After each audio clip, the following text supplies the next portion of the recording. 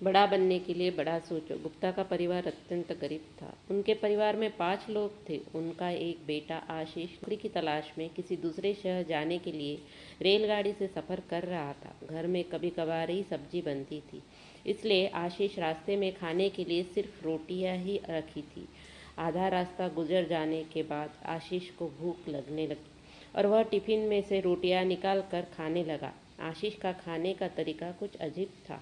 वह रोटी का एक टुकड़ा लेता और उसे टिफिन के अंदर कुछ ऐसे डालता मानो रोटी के साथ कुछ और भी खा रहा हो, जबकि उसके पास तो सिर्फ रोटियां थी। उसकी इस हरकत को आसपास के सभी यात्री देखकर हैरान हो रहे थे। आशीष हर बार रोटी का एक टुकड़ा लेता और टिफिन में डालता और खाता। सभी सोच रहे थे कि आखिर आशीष ऐसा क्यों कर रहा था।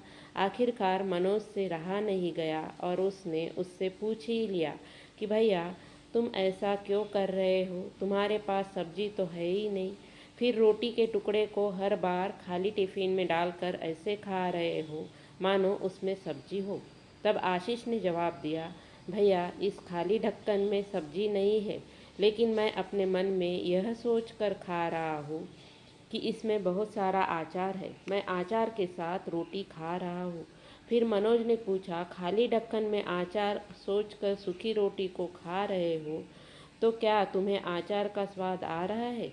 हाँ, बिल्कुल आ रहा है। मैं रोटी के साथ अचार सोचकर खा रहा हूँ और मुझे बहुत अच्छा भी लग रहा है, आशीष ने जवाब दिया।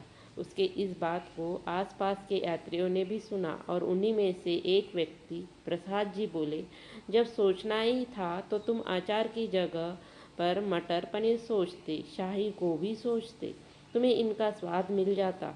तुम्हारे कहने के मुताबिक तुमने अचार सोचा तो अचार का स्वाद आया, तो और स्वादिष्ट चीज़ों के बारे में सोचते तो उनका स्वाद आता।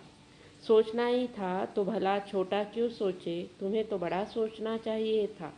मित्रों, इस कहानी से हमें यह शिक्षा मिलती है कि जैसा सोचोगे वैसा पाओगे।